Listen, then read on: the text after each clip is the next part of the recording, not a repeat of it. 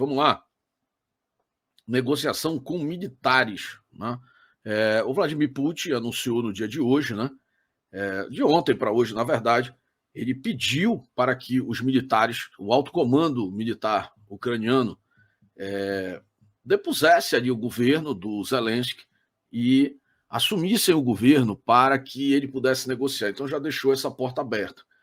Agora, minutos antes de nós começarmos a live aqui, o Zelensky declarou que acredita que a capital Kiev será tomada ainda nesta madrugada, né? Lembrando que tem uma diferença de fuso horário ali, 6 horas, então a coisa está acontecendo ali nesse momento, tá? A expectativa desde que se iniciou o conflito, né, principalmente a tomada ali pela fronteira, era de que haveria uma paralisação, né, na altura. Deixa eu pegar o mapa aqui para nos ajudar. Vou pegar o mapa aqui, pronto. Que a invasão ficasse restrita aqui nessa área de Luhansk e Donetsk, né, a leste da Ucrânia, aqui, fronteira com a Rússia, mas começou um intenso bombardeio de mísseis e foguetes de precisão. Eu até vou colocar aspas aí nessa precisão, porque eu vi muita destruição, né, nas imagens que a gente vai ver daqui a pouco aqui na própria capital, Kiev, mas de precisão a partir da Rússia, que alcançaram mais de 70 pontos distintos, né, pontos militares, aeroportos, estruturas de radar, as infraestruturas de defesa antiaérea, né, da Ucrânia, e neutralizaram as forças de retaliação da Ucrânia, as forças de combate da Ucrânia para a defesa antiaérea, em poucas horas. Anularam, neutralizaram. Isso possibilitou que hoje, e a gente vai ver imagem já aqui, mais de 200 helicópteros avançaram, 200 helicópteros militares. Só para você ter uma ideia, vamos comparar. O Brasil só tem 12 helicópteros de ataque, 12, não estou exagerando não. Aí nós temos uma série de helicópteros que são de transporte e que têm armamento para apoio, né, de desembarque, mas não são helicópteros de ataques efetivos. Você imagina o que são 200 helicópteros invadindo um país. E invadindo e atirando. Aliás, uma das imagens que nós vamos trazer aqui traz um Mi-24, que é o mesmo modelo do nosso Mi-35 aqui, ou H2 Sabre, né? Disparando. Aqui nas imagens que nós vamos colocar daqui a pouco. E tudo isso é possível depois da neutralização, né, da defesa antiaérea. É óbvio que as defesas antiaéreas portáteis fizeram o seu trabalho. Consta que mais de 20 aeronaves russas foram derrubadas. Não tem imagem de tudo isso.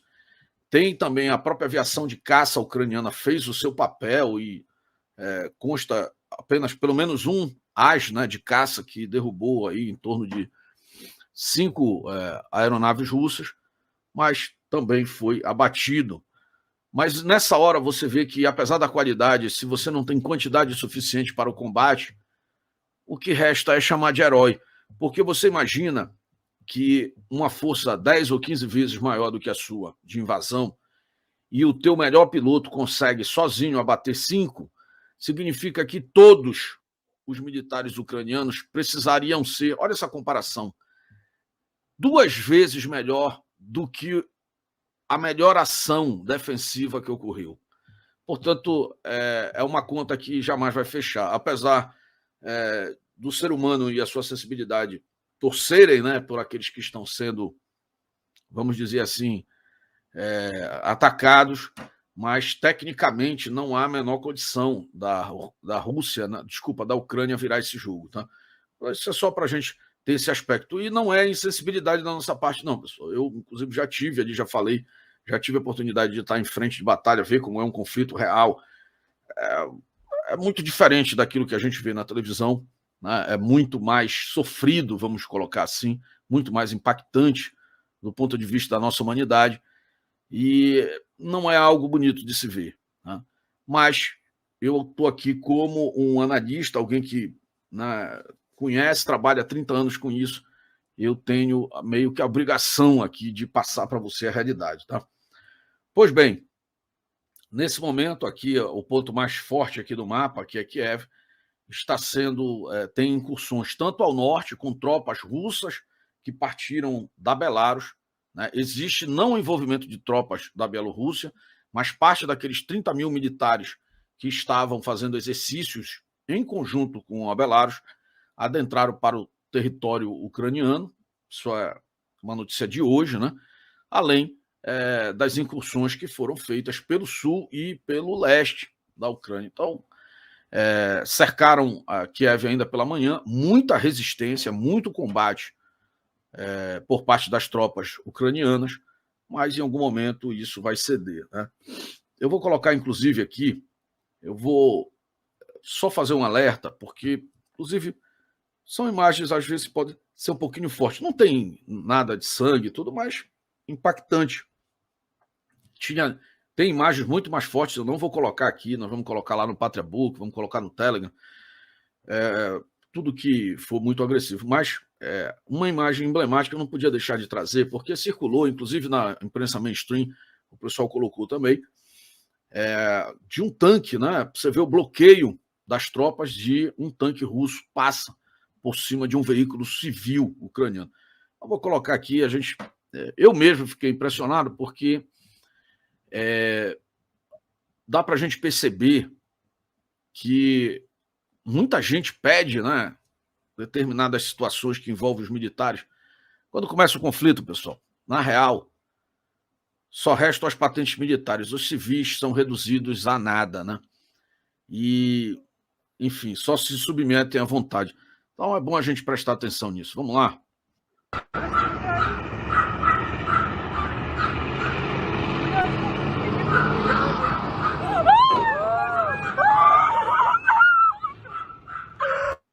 Vou tirar só o áudio aqui, porque achei que estava sem áudio. O desespero de quem está filmando ali, né? Você imagina, de repente, alguém até que a pessoa conhece, provavelmente é um bloqueio, estava ocorrendo ali. Não sei se você percebeu o que aconteceu, né? Que a imagem é um pouco distante, o tanque agora se retira, o carro ficou lá, não serve mais para nada. Eu só trouxe a imagem porque dá para perceber, vai ter o resgate na sequência, a pessoa tá viva, né? Não sei se muito machucada, mas viva. E os populares lá, depois que as tropas saíram, o pessoal vai retirado. Eu coloquei um pouco fora de foco ali, justamente para não chocar muito, mas essa é a realidade. As pessoas ficam muito com essa história de não, vamos lá, vamos fazer, tem que ir para o combate, mas olha, a realidade é muito mais cruel. Primeiro que não é aquele frenesi dos filmes que compacta tudo em 2 horas. É a vida, né, se apresentando e mudando totalmente a rotina das pessoas. Aqui mais uma imagem, está um pouco distante, mas é um soldado enfrentando uma coluna de tanques, um soldado ucraniano enfrentando praticamente uma coluna, né, de veículos blindados de transporte de tropas e também de blindados de artilharia. E tenta ali e vai sucumbir ali, né? Não está muito em foco justamente para não chocar muito, mas essa é a realidade. E aí uma série de ataques, né, sofridos aí na cidade no dia de hoje, da cidade. Deixa eu ver se dá para aumentar um pouquinho agora. Dá para você perceber as colunas, né, tá aproximando. A Rússia envolveu, olha, uma quantidade fenomenal de ativos militares, caminhão, transporte de tropa. Eles entraram massivamente dentro da Ucrânia. Não é algo... Aí agora os helicópteros, esse é esse aqui. Se você observar, é o mesmo helicóptero de ataque que nós temos aqui no Brasil. Aí é o disparando. Mas, para vocês terem uma ideia, foram mais de 200 helicópteros de ataque hoje russo e adentraram em território. Uma das conquistas desse ataque, aqui são tropas embarcando, eu não lembro agora se é na Geórgia, mas isso não é na Ucrânia, essa imagem agora específica. São tropas russas embarcando, sendo transferidas de outras localidades ali na região da Ásia para o combate na Ucrânia. Então, nós realmente... E você vê isso do lado russo, mas eu, sinceramente, eu tentei buscar para trazer para vocês aqui imagens da resistência ucraniana. Eu não consegui. Tá? Conflitos intensos, né?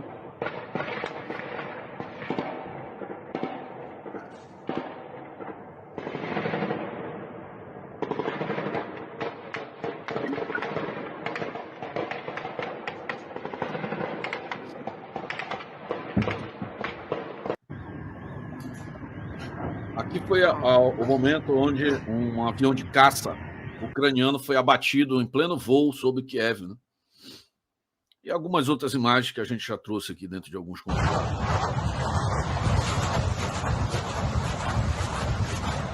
Aqui é o exercício de artilharia de... importante aqui, ó. Esse é um ponto importante. Eu tinha separado do vídeo.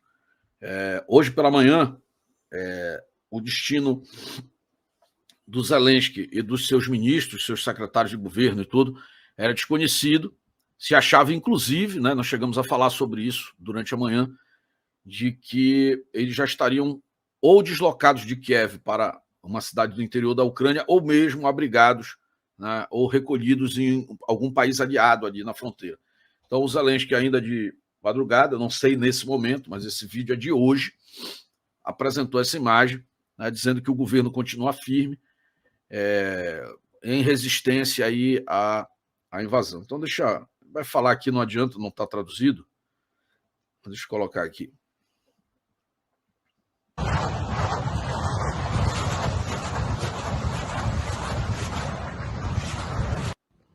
Всім добрий вечір. Лідер фракції тут, голова Офісу Президента тут. Ele está apresentando os membros do governo ali, né? Подоляк тут. Para dizer que eles continuam firmes. Тут. Всі ми тут, наші військові тут. Ali atrás, inclusive, um dos secretários mostra para o horário, né, a data. Захищаємо нашу незалежність, нашу державу. І так буде і далі. Слава нашим захисникам, слава нашим захисницям. Слава Україні! Né, para dizer que o governo continua firme, é o direito deles lá resistirem, né? Estão tentando lutar pelo aquilo que eles acreditam. E por quê? Hoje tem uma matéria aqui que nós vamos tratar na sequência, né? Cadê? Aqui, ó. Ucrânia anuncia ter distribuído mais de 10 mil fuzis. Eu vi algumas imagens, eu achei até que tinha separado aqui, mas na verdade você já viu a população e as caixas já estão praticamente vazias. Mas as imagens da cidade, principalmente em Kiev, você tem hoje ali a população civil. Isso é que eu achei bastante estranho. Você vê principalmente as pessoas sem farda, sem uniforme, portando fuzis, né? Fazendo como se fossem patrulhas, né, da cidade. Vou fazer um compilado também para a gente trazer na próxima live. Né? Porque o que me interessa não é a imagem em si, mas o que ela representa. Né? Nós não vimos aqui, eu busquei muito. Eu gostaria de ter visto as colunas ou as preparações de resistência, né, das brigadas lá que estão fazendo a proteção da cidade. Não vi. Então, nesse momento, eu não sei se é uma estratégia ou faz parte da estratégia. Isso é uma estratégia de guerrilha, você descaracteriza os militares. Né? Essa é uma análise só aqui do canal, tá? Não estranhe se você não ouviu em outro lugar.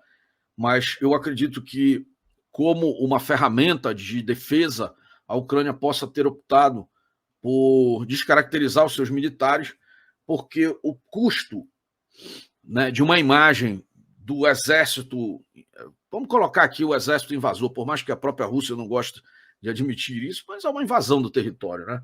Enquanto estava ali na porção Donetsk e Luhansk, você até tinha aquela desculpa administrativa, né, do reconhecimento da República autoproclamada. Mas aí nós estamos tratando da própria capital da Ucrânia, portanto, se tropas russas estão lá e não foram convidadas, elas estão invadindo. Não é assim quando você vai numa festa que não é convidado? Então vamos tratar como é. Então, talvez uma das ferramentas adotadas seja a descaracterização da tropa, né? Ou parte da tropa, até porque, como a gente já viu agora na imagem inicial aqui, quando você tem aquele tipo de agressão realizada por militares profissionais, por veículos militares, à população civil, o impacto disso é muito grande. E aí a gente vai entrar num outro detalhe, eu vou ler agora umas notícias programadas, eu vou tocar aqui um vídeo, um complemento daquele vídeo da manhã, eu estou enriquecendo esse material com vídeos nossos, são licenças compradas, tá, pessoal? Então, material aqui autoral do canal. É óbvio que também conta, as imagens são as mesmas que circulam pelo mundo, mas mistura com imagens nossas. Enquanto a gente conversa aqui, eu vou fazer uma leitura da atualização para vocês da crise Rússia-Ucrânia. Né? O material foi atualizado agora às 22h30 da noite, então tem muita coisa aqui, inclusive a reunião que ocorreu agora às 19 horas no Conselho de Segurança, foi vetado a resolução, né? O Brasil, todos os países praticamente votaram pela desocupação da Ucrânia para que as tropas fossem retiradas e se iniciasse imediatamente a mesa de negociação diplomática. Porém, como eu já havia explicado ontem à noite e também pela manhã, a Rússia, que aliás preside o Conselho de Segurança nesse momento, ela tem o poder de veto. Quem tem poder de veto no Conselho? Rússia, Estados Unidos, França, Reino Unido e China. Portanto, qualquer demanda que suba ao Conselho de Segurança e que envolva interesse dessas potências, será inútil, sempre será vetada. Serve como ferramenta de indignação internacional para que os países possam se pronunciar, mas efetivamente, enquanto ferramenta diplomática, é bastante limitado. Serve muito para o controle das demais 195 nações que não fazem parte do Conselho Permanente. Né? O Brasil faz parte do Conselho Provisório, né, do Conselho Rotativo, na verdade, que constam de mais 10 países, além dos 5 já citados, e se manifestou pelo cessar-fogo, né, e para que fossem retomadas as negociações diplomáticas, né, para a evolução da crise. Mas foi todo mundo voto vencido e segue o bonde. Então, vou colocar aqui um vídeo só para ilustrar enquanto a gente conversa, né, e eu vou fazer a leitura aqui das atualizações aqui, enquanto você segura nas imagens também aí. Vou fazer as duas coisas ao mesmo tempo sobre o conflito. Material aqui preparado pelo canal Pátria e Defesa com o portal Pátria Digital. Portanto, dá like, se inscreve e compartilha. Vamos lá. Rússia veta a resolução condenando a invasão da Ucrânia no Conselho de Segurança da ONU. Brasil vota a favor. Tá? Portanto, em tese, o Brasil votou com o bloco e condenou, né, a invasão. A Rússia vetou a resolução do Conselho de Segurança que serviria para condenar a invasão na Ucrânia. Foi o único país a votar contra, mas seu voto tem poder de veto. Ou seja, as imagens estão passando ao lado, pessoal, imagens de combate real dos últimos 2 dias, das últimas 48 horas, tá? Mas também aqui algumas imagens das cidades ali, dos locais envolvidos fora da zona de conflito. Tá? Então, só para você ter uma ideia, o Conselho de Segurança da ONU tem 15 membros, 5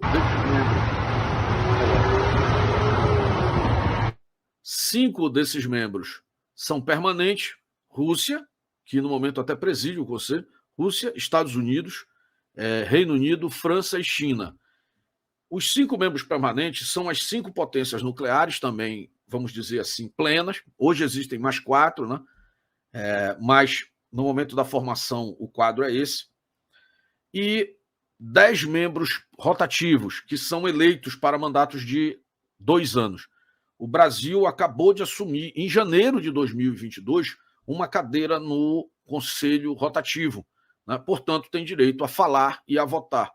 Porém, tudo isso muda em relação a assuntos que são de interesse de um dos 5 membros do Conselho Permanente, que tem poder de voto, de veto. Né? Portanto, a resolução que condenava a Rússia não terá valor. Só para... Acho que ficou claro, né? A resolução recebeu o voto favorável de 11 dos 15 membros do Conselho, entre eles o Brasil, que ocupa um assento temporário no grupo. China, Emirados Árabes e Índia se abstiveram. O Brasil poderia se abster, mas foi voto a favor do, vamos dizer assim, do Bloco Ocidente, né?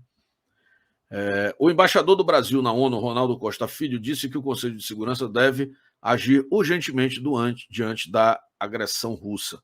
Ou seja, o voto do Departamento de Estado brasileiro, vamos colocar assim, né, do MRE brasileiro, para que é um puxão de orelha no Putin, né? Vamos lá. Rússia ameaça Finlândia. Isso só para fechar esse assunto aqui do Conselho de Segurança. Toda aquela conversa. Por isso que quando a gente estava falando aqui ontem, o pessoal fala: olha agora, estão lá no Conselho de Segurança. Só esqueça. O Conselho de Segurança sempre vai servir para quando os interesses de uma das 5 potências não estiver envolvido. Toda vez que o interesse de uma das 5 potências estiver envolvido, você vai ter uma anulação do voto. Isso aí não tem nenhuma dúvida. Quem tiver poder de veto vai exercer. Então, fechada essa questão aí do Conselho de Segurança, tá? Rússia ameaça Finlândia e Suécia. Mas, aliás, deixa eu fazer um comentário aqui. Qual seria a implicação, voltando aqui para o assunto, aqui, até mostrar a imagem aqui do Conselho, qual seria a implicação, então, Moisés, caso essa resolução fosse dado provimento? É simples. Haveria uma ordem para que a Rússia se retirasse imediatamente, cessasse, enfim, o que saísse de resultado do documento. E caso a Rússia não atendesse, os países, né, membros do Conselho, poderiam decretar uma retaliação à Rússia, né, inclusive com envio de tropas. Como houve o veto da Rússia, esqueça. Vamos supor que não envolvesse os 2 países, fosse um outro país qualquer brigando, o Afeganistão com mais um determinado país, brigando ali com o Paquistão, vamos colocar assim, e aí houvesse uma crise entre os dois, né, e um invadisse o território do outro e fosse a mesma situação. O pessoal votaria a resolução, como ninguém ia vetar, a decisão da resolução, por exemplo, poderia ser que o país que avançou sobre o território alheio retrocedesse. E caso não cumprisse dentro de, 48 horas, por exemplo, haveria um impacto não só a nível de sanções, mas eles poderiam decidir, por exemplo, a criação de uma coalizão para demover aquele país na marra, né, de volta para o seu lugar. Era o que poderia sair, por exemplo, dessa resolução aí da ONU. Mas, diante do veto, esqueçam. Tá? Então, só para ilustrar aqui, o pessoal entender, não é inútil o Conselho de Segurança da ONU, não é isso. Mas, quando se trata de interesses dos países que são do Conselho Permanente, provavelmente o resultado é sempre esse. Tá? Rússia ameaça Finlândia e Suécia. Aí, uma outra parte também. Quando houve a decisão dos Estados Unidos de invadir o Iraque, né, por conta daquela questão de armas de destruição em massa e tudo mais, meio que mal provadas e depois verificado que não tinha sentido, houve veto também. Houve o mesmo tipo de situação em relação aos Estados Unidos, mas foi vetado, ou seja, não teve nenhum impacto. Então, não foi um privilégio exclusivo da Rússia, só para a gente traçar um paralelo. Vamos colocar aqui. Aí uma continuidade, é uma notícia de hoje também. Nós já havíamos conversado sobre isso, mas hoje escalou, tá? Porque a Rússia ameaça a Finlândia e Suécia sérias consequências político-militares caso se junte à OTAN. Eu trouxe uma explicação recente de que essa estratégia que a Rússia adota nesse momento em relação à Ucrânia é porque a Ucrânia detém a maior faixa de fronteira em relação ao território russo. A OTAN já tem membros, já possui membros ali, né, que tem fronteiras com a Rússia, mas que somam em torno de 500 quilômetros de fronteira com a Rússia, terrestre. Mais ao norte ainda, você tem a Finlândia, que faz esse tipo de fronteira, e já dobraria o tamanho disso. E ao sul, você tem, aliás, a leste, você tem a própria Ucrânia, que são 2.000 quilômetros. A reação da Rússia em relação à Ucrânia é, entre outros interesses internos, né, espaço vital e tudo mais, agropecuária, e também a questão fabril e segredos das ex-repúblicas, né, soviéticas, que ali constam ali, você tem também a questão da facilidade, né, do portão aberto pelo território ucraniano. Então, o Putin fazia parte de uma das exigências do Putin para a OTAN, né, mover as fronteiras para aquele período de 97, ali, antes que as ex-repúblicas soviéticas Lituânia, Estônia, tudo mais ali em cima, Letônia também, voltassem, saíssem da condição de um dia ser parte da União Soviética e passassem a compor as fileiras, né, do pacto da OTAN, que é antagônico, né, ao pensamento russo. Onde é que a Rússia pode atuar sem ter grandes problemas? Em países que estão ali, mas se declaram neutros. Poucos nessa condição ainda existem. 2 deles é justamente a Suécia e a Finlândia. Portanto, vendo o exemplo da Ucrânia, quando a Ucrânia efetivamente declarou que se tornaria parte da OTAN, foi quando aconteceu os problemas lá em 2014 com a tomada da Crimeia. A tomada da Crimeia criou uma situação interna e externa, né, porque criou um conflito entre a Crimeia, entre a Ucrânia e a Rússia, e também criou uma guerra civil na região de Donetsk e Donbass. As duas condições juntas impediam ou impedem, conforme o entendimento da OTAN, de poder admitir a Ucrânia como membro, enquanto o conflito perdurar. Porque faz parte da regra, uma regra não escrita, de que países que já têm conflagrações internas ou demandas externas não podem adentrar a OTAN. O que então o pessoal está observando ali na Finlândia? Bom, eu não quero cair na mesma armadilha, né, da Ucrânia. Se eles admitirem agora o ingresso, a Finlândia nem a Suécia tem sequer esse pleito, mas se eles deixarem passar isso, eles podem ter o mesmo destino da Ucrânia ou o mesmo destino que teve a Geórgia e outros países onde a Rússia aproveitou o fato dos países ainda não pleitearem o ingresso na OTAN e criou conflitos internos ali, enclaves e tudo mais, que impediram que esses países fossem pleitear essa demanda junto à Organização do Tratado do Atlântico Norte. Isso não estava no radar nem da Suécia nem da Finlândia, mas conforme se escalou ali os conflitos, a turma começa a querer esse guarda-chuva, principalmente baseados no artigo 5º do regimento da OTAN, que fala da mútua proteção, né?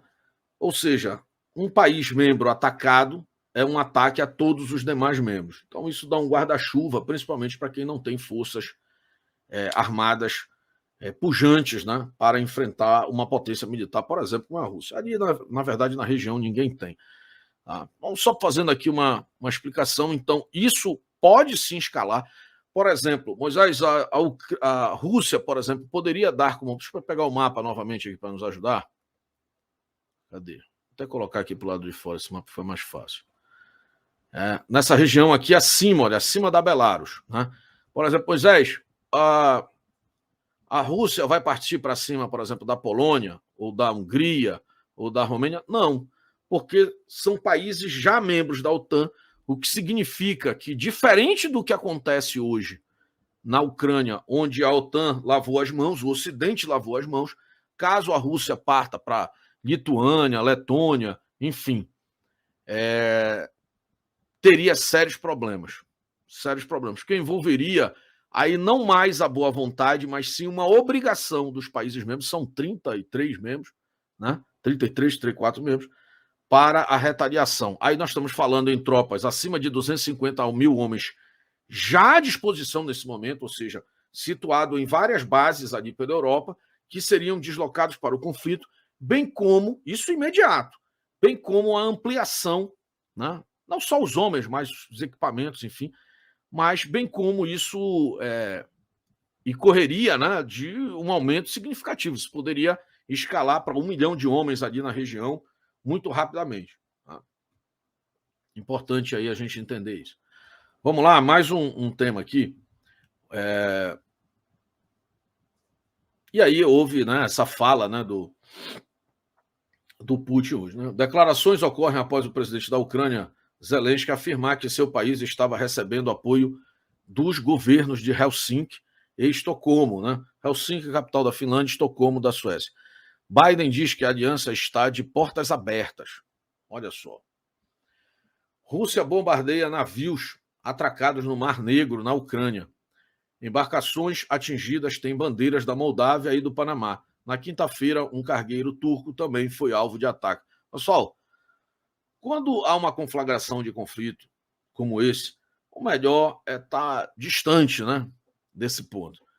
Putin convoca militares da Ucrânia a tomarem o poder. Aí vem a nossa capa de hoje, é uma aposta do Putin, ou seja, diante da desintegração, né, da Ucrânia, né, enquanto país, e para salvar o que existe na espinha dorsal do Estado ucraniano, o presidente Putin abre uma porta, uma janela de negociação e pede que os militares... Eu vou ter que fazer uma explicação melhor para isso aqui, para quem é mais leigo no assunto, a gente sabe que nem todo mundo tem obrigação de entender, possa compreender isso a partir de um exemplo como o próprio Brasil. Mas Putin convoca militares da Ucrânia a tomarem o poder. Aspas para o presidente Putin. Isso está correndo no dia de hoje, tá, Bruce? Tomem o poder em suas mãos. Pelo visto, será mais fácil chegar a um acordo com vocês do que com essa...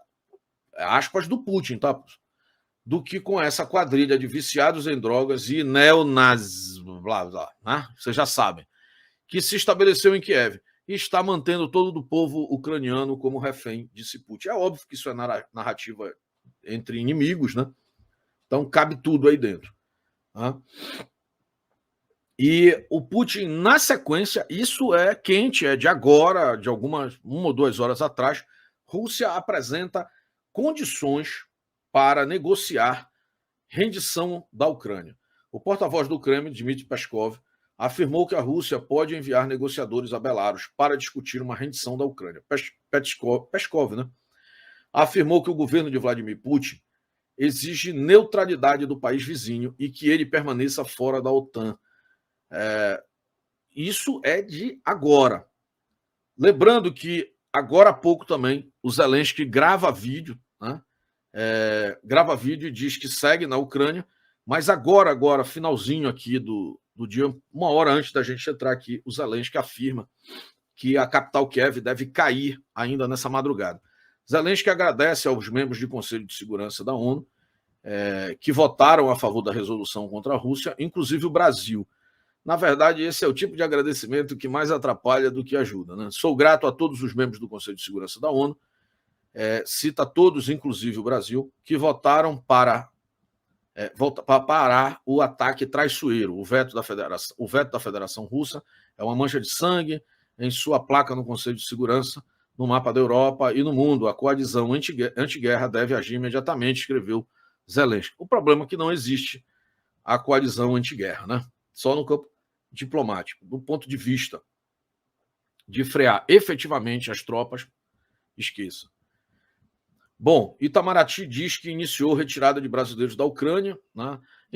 Exatamente como nós conversamos, ao invés de fazer um comboio, 70 brasileiros foram colocados em trens, as condições são bem complexas e aviões do Brasil partirão para países vizinhos, parece que o pessoal está ouvindo a live aqui, né? Para pousar ali em território vizinho, onde o espaço aéreo ainda está liberado para poder trazer as pessoas. Ao todo, 250 brasileiros indicam ali que querem sair da zona de conflito, tá? Aí Zelensky aqui por último, né? Russos vão tentar tomar Kiev nesta madrugada. Eu acredito que, primeiro, né, fazendo análise sobre a questão de Conselho de Segurança e tudo mais, o Putin só vai parar quando a capital for tomada, e isso é importante, tá, pessoal? A gente entender nessa análise aqui. Foca no que eu vou dizer para vocês. Dá like, se inscreve e compartilha. O Putin só tem a favor dele as próprias forças, que são totalmente desproporcionais, né, em favor do próprio Putin em relação à Ucrânia, e o tempo. Quanto mais tempo demorar para se tomar a capital e derrubar o governo, mais exposto estará a Rússia para críticas, sanções e tudo mais. Se a vitória do Putin se der pela rendição da Ucrânia, a partir de um golpe militar interno que derrube o governo, o Putin fecha o xadrez, naquela expressão que ficou tão desgastada, né? Que é o checkmate. Seria efetivamente um checkmate, porque seria a vontade do próprio governo ucraniano de pactuar com a Rússia. Portanto, ainda aconteceriam sanções econômicas, mas esfriaria a máquina de guerra do mundo, que se passar de uma semana, entenda uma coisa, 3, 4 dias, quando começarem a surgir como... Eu não trouxe imagens gravíssimas que aconteceram hoje, né, de pessoas em volta a tiroteios civis, chorando com a pessoa baleada ao lado, vamos dizer, sem vida. Com a mãe, o pai, enfim. Cenas chocantes. O Putin tem a urgência do tempo a favor dele. Se dilatar muito, em uma semana, a internet vai se inundar, né? É a primeira guerra que nós estamos vivendo em tempos, vamos dizer, de redes sociais ativas mundialmente, assim como nunca visto antes. Portanto, imaginem uma semana de conflito, que não é como é vendido nos filmes, é algo muito mais agressivo, ainda mais um conflito como esse que se dá em ambiente urbano, né? Você vai ter imagens e depoimentos com choro, sangue, enfim. A opinião internacional vai se virar muito contra a Rússia, né? E aí pode ser que o Putin não alcance o resultado. Então, o Putin conta com a urgência. Ele aposta na velocidade para que não dê tempo de que haja essa mobilização internacional.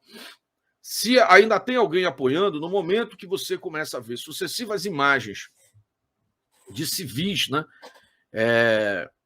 como vítimas, aí a coisa muda de cenário, fica difícil sustentar. E isso pode levar a atitudes, vamos dizer, por outros países, baseado inclusive na indignação de uma retaliação militar, o que seria ainda mais catastrófico. Você não resolve o problema da violência desse jeito, né?